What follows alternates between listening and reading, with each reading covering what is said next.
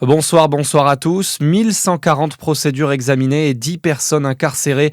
Des chiffres dévoilés par la cour d'appel de Besançon après l'onde de choc judiciaire créée par l'affaire Liana, cette collégienne tuée dans le Gers en mai dernier. C'est le ministère de la Justice qui avait demandé aux magistrats et enquêteurs de tout le pays de reprendre l'intégralité des plaintes concernant des affaires de violence ou d'atteinte sexuelle sur des enfants. La majorité des procédures dans la région ont été examinées par les parquets de Besançon et de Lons-le-Saunier.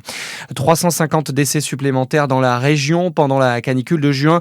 La vague de chaleur du mois dernier aura eu, selon Santé publique France, un impact important partout en France. En Bourgogne-Franche-Comté, ce sont les 45-64 ans qui ont été les plus touchés. À la commune de Darrois, près de Dijon, lance un plan inédit pour protéger la faune sauvage face aux sécheresses et aux canicules.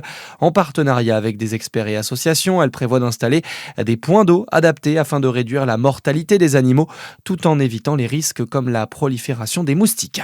Jour 1 de Chalon dans la rue, la 39e édition du festival de théâtre a commencé ce jeudi avec de nombreux spectacles au programme. D'ici dimanche, 146 compagnies vont se représenter. À noter que la consommation d'alcool sera interdite ce soir sur la voie publique, à l'exception des bars et restaurants ayant l'autorisation.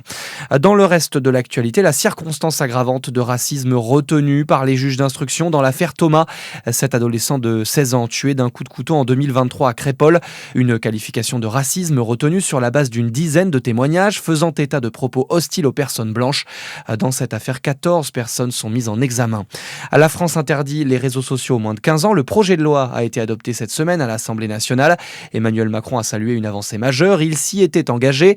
La mesure doit entrer en vigueur à la rentrée dès le 1er septembre, mais tout reste encore à mettre en place, notamment les outils de vérification à l'âge, selon Inès Legendre, responsable plaidoyer de l'association e-Enfance. Quand on regarde dans le cœur de la loi, l'idée c'est vraiment de poser un âge, mais le dispositif d'application reste un petit peu une question. On sait très bien qu'il y a des outils qui sont développés en France. Je pense notamment à France Identité. On sait aussi qu'il y a des outils qui sont développés au niveau de la Commission européenne, tels le Blueprint et l'application de vérification de l'âge.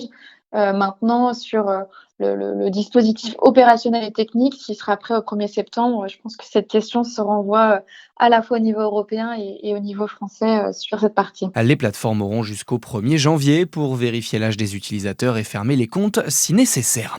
Et puis sur le Tour de France, Richard Carapaz remporte la 18e étape de la Grande Boucle à Orsières-Merlette dans les Alpes. L'Équatorien a distancé tous ses compagnons d'échappée dans la dernière montée. Pas de changement au classement général. Le maillot jaune reste sur les épaules de Tadej Pogačar et le premier français Paul Sexas est toujours 4e au classement. Voilà pour l'essentiel de l'info. Passez une excellente soirée à l'écoute de Fréquence Plus.